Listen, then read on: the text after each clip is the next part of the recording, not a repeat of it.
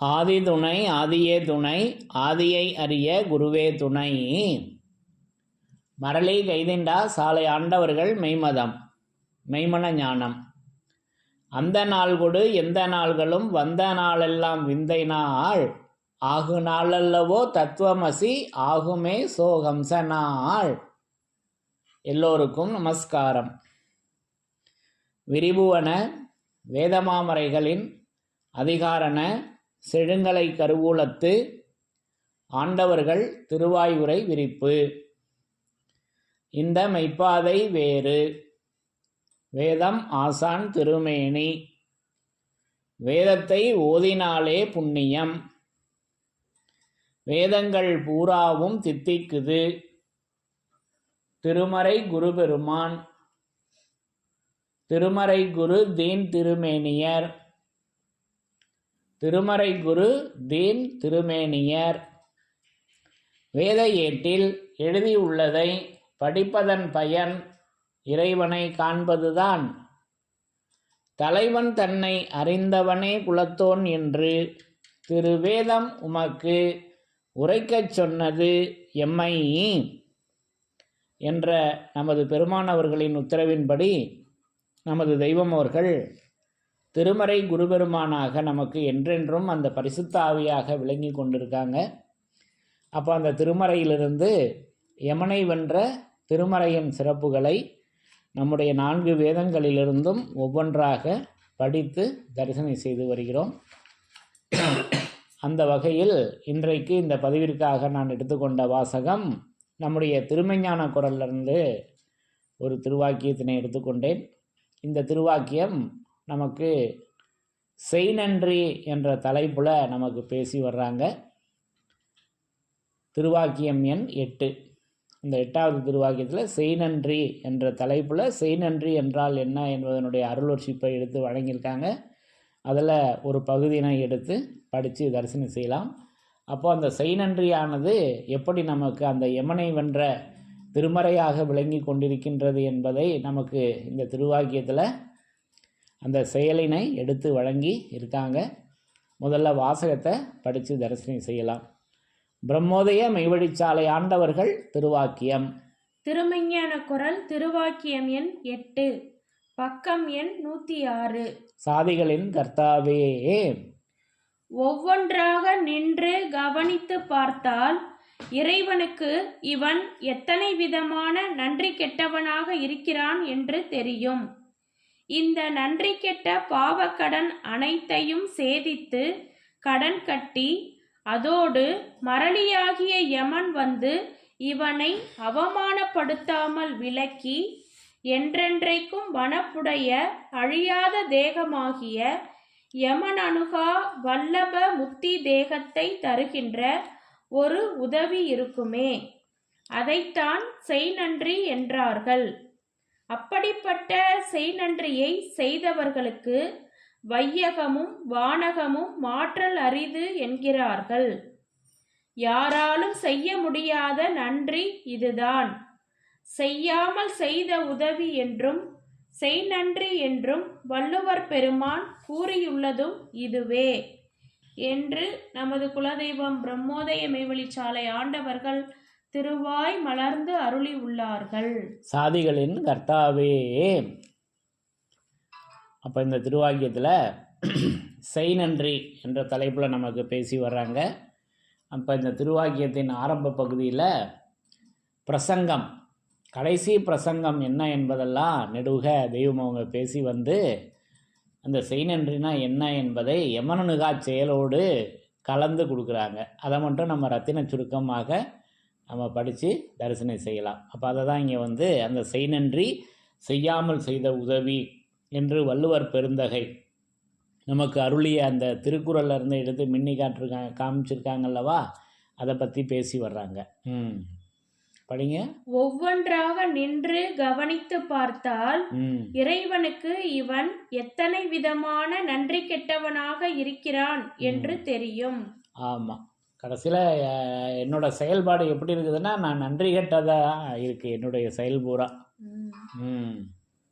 இந்த நன்றி கெட்ட பாவ கடன் அனைத்தையும் சேதித்து கடன் கட்டி அதோடு மரளியாகிய யமன் வந்து இவனை அவமானப்படுத்தாமல் விலக்கி அப்போ மரளியாகிய யமன் வந்து இவனை அவமானப்படுத்தாமல் விலக்கி என்று இங்க பேசி வர்றாங்க அல்லவா.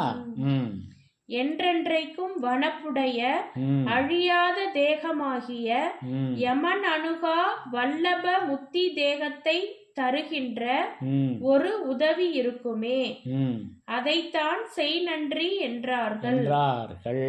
அப்ப அந்த யமன் வருகின்ற எல்லை சொல்லி வர்றாங்கல்லவா. இன்னொரு படிங்க. அதோடு மரளியாகிய யமன் வந்து அதோடு மரளியாகிய யமன் வந்து இவனை அவமானப்படுத்தாமல் விலக்கி என்றென்றைக்கும் வனப்புடைய அழியாத தேகமாகிய யமன் அணுகா வல்லப முத்தி தேகம். அப்ப யமனணுகாத இடம் என்னன்னு இங்க பேசி வர்றாங்க. யமனணுகா வல்லப முத்தி தேகம். வல்லப முத்தி தேகத்தை தருகின்ற ஒரு உதவி இருக்குமே. அப்ப யமனணுகா வல்லப முத்தி தேகத்தை தருகின்ற ஒரு உதவி இருக்குமே, அதுதான் அந்த செய் நன்றி என்று வள்ளுவ பெருந்தகை நமக்கு எடுத்து சொல்லியிருக்காங்க என்பதை தெய்வம் அவங்க உணர்த்துறாங்க அல்லவா. அப்போ அந்த யமன்ல இருந்து இன்னொரு தடவை படிங்க. என்றென்றைக்கும் வனப்புடைய அழியாத தேகமாகிய யமன் அணுகா வல்லப முத்தி தேகத்தை தருகின்ற ஒரு உதவி இருக்குமே, அதைத்தான் செய் நன்றி என்றார்கள். அப்ப என்றென்றைக்கும் வனப்புடைய அழியாத தேகம் ஒன்று இருக்குதுங்க. அது எப்படி இருக்குதுன்னா, அது நமது சொந்த தேகம் அழியாதது, அனாதியானது. நமது சொந்த தேகம் அனாதியானது, அழியாதது, அனாதியானது அப்படின்னு பேசி வர்றாங்கல்லவா திருவருட்குறள்ல 96வது திருவாக்கியத்துல. அப்போ அது அழியாதது.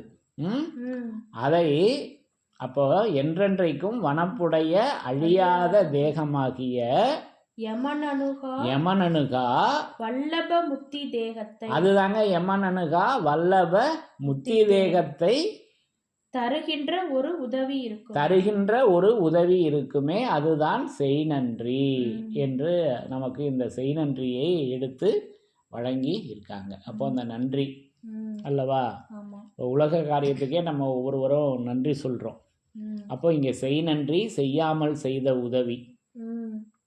அப்போ இது திருவருட்குறள்லையும் இந்த செய்யாமல் செய்த உதவிக்கு வையகமும் வானகமும் மாற்றல் அரிது என்று சொன்னது எப்படின்னு பேசி வர்றாங்க. அடுத்த திருவாக்கியம் 9வது திருவாக்கியத்திலையும் பேசி வர்றாங்க வேதத்தின் சிறப்புகள்ல. அப்போ யமபடரை மாற்றுகின்ற செயலை பற்றி எவ்வளவோ கிரந்தங்களில் பல ராகரகமாக சொல்லி வைத்திருக்கிறார்கள். ஆகவே அதை செய்ய வல்லவர்கள் யாராய் இருக்க வேண்டும், அவர்களுக்கு நாம் என்ன கைமாறு செய்ய முடியும், செய்யாமல் செய்யும் இந்த உதவிக்கு வந்துருச்சா, செய்யாமல் செய்யும் இந்த உதவிக்கு வையகமும் வானகமும் மாற்றல் அரிது என்று சொன்னது சரிதான். சொன்னது தாங்க சரி, மற்றதெல்லாம் தவறு, சொல்லாததெல்லாம் தவறு தான் அல்லவா. இப்படி நமக்கு பேசி அப்ப இது திருவருட்குறள்ல ரத்தின சுருக்கமாக இன்னும் எளிமையா ஒரே வரியில சொல்லி வர்றாங்க. இந்த நித்தியத்தை மனிதன் தலையில் ஏற்றி வைப்பதுவே செய்யாமல் செய்த உதவிங்க. அப்போ நித்தியம் என்பது நமது தெய்வமர்கள் இறக்கிய அந்த திருவேதம். நித்தியத்தை தந்தருளும் வல்லவரின் மௌனதாரை அல்லவா. அவது நித்தியத்தை தந்தருளும் வல்லவரின் வாக்கிலே ஒரு திவலையே என்றாலும் அதிலிருந்து வீசக்கூடிய அறிவாகார அதிசய வீச்சு இவன் பேச்சில் இருக்குமா என்று பேசி வர்றாங்க திருவருட்குறள்ல. அப்போ நித்தியத்தை தருவது எது, நமது தெய்வம் அவர்களின் திருவாக்கு அல்லவா. அந்த நித்தியத்தை இந்த மனிதன் தலையில் ஏற்றி வைக்கணும். நம்ம தலையில அதை விட்டுட்டு வேற எதோ ஏறி இருக்குதுங்க என் தலையில, அதை இங்க நினைவுன்னு நம்ம எடுத்துக்கலாம். நம்ம நினைவுல எதோ ஏறி இருக்கு, அதை தவிர மற்றதெல்லாம் இருக்கு. அப்போ அந்த நித்தியத்தை மனிதன் தலையில் ஏற்றி வைப்பதுதான் செய்யாமல் செய்த உதவி என்று அற்புதமாக நமக்கு திருமஞான குரல்ல பேசி வர்றாங்க அல்லவா. அப்போ அந்த வனப்புடைய என்றென்றைக்கும் வனப்புடைய அழியாத தேகமாகிய யமனனுகா வல்லப முத்தி தேகத்தை தருகின்ற ஒரு உதவி இருக்குமே, அதுதான் செய் நன்றி.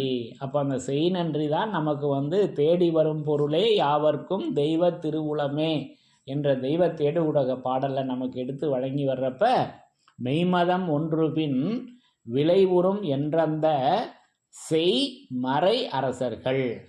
அந்த செய் நன்றி எப்படி இருக்குது, அது செய் மறை அரசர்கள் தீட்டிய படிக்கின்று தேடி வரும் பொருளே யாவர்க்கும் தெய்வ திருவுளமே என்று நமக்கு தெய்வ தேடு ஊடகத்தில் பேசி வர்றாங்கல்லவா. அப்போ இதெல்லாம் நம்ம வேதத்தின் சிறப்புகளில் படித்து தரிசனம் செய்திருக்கிறோம். அப்போ அந்த செய் நன்றி அது செய்மறையாக விளங்கி கொண்டிருக்கிறது, அது திருமறையாக விளங்கி கொண்டிருக்கிறது, அது வனப்புடைய தேகமாக, அது என்றென்றைக்கும் அழியாத தேகமாக அது விளங்கி கொண்டிருக்கிறது. இப்படி நான் அதை தரிசனம் செய்கிறேன் அல்லவா. இப்படி அந்த யமனனுகா செயலாக நமக்கு அந்த யமனனுகா செயல் எப்போ கிடைக்குதுன்னாக்கா அந்த செய் நன்றியின் மூலம் நமக்கு கிடைக்கிறது என்பதை நமக்கு இந்த திருவாக்கியத்தின் மூலம் விளங்க வைத்து, இப்படி ஒவ்வொரு இடங்களிலும் நமக்கு திருமறை குருபெருமானாக நமது தெய்வம் அவர்கள் விளங்கி கொண்டிருக்கின்றார்கள் என்பதை நிரூபித்து, அந்த யமனை வென்ற நமக்கு வருகின்ற அந்த யமபடரை வென்ற ஆயுதமாக அந்த செய் நன்றியாக நமது தெய்வம் அவர்கள் அந்த திருமறையாக விளங்கி கொண்டிருக்கின்றார்கள். அந்த செய்யாமல் செய்த உதவியாக தெய்வம் அவர்கள் விளங்கி கொண்டிருக்கின்றார்கள், செய் நன்றியாக விளங்கி கொண்டிருக்கின்றார்கள் என்பதை நான் இந்த திருவாக்கியத்தின் மூலம் விளங்கி கொண்டேன் என்று கூறி, யமனை வென்ற திருமறையின் சிறப்புகள் தொடரும். தலைவன் தன்னை அறிந்தவனே குலத்தோன் என்று திருவேதம் உமக்கு உரைக்கச் சொன்னது எம்மை. யமனை வென்ற திருமறையின் சிறப்புகள் தொடரும். எல்லோருக்கும் நமஸ்காரம்.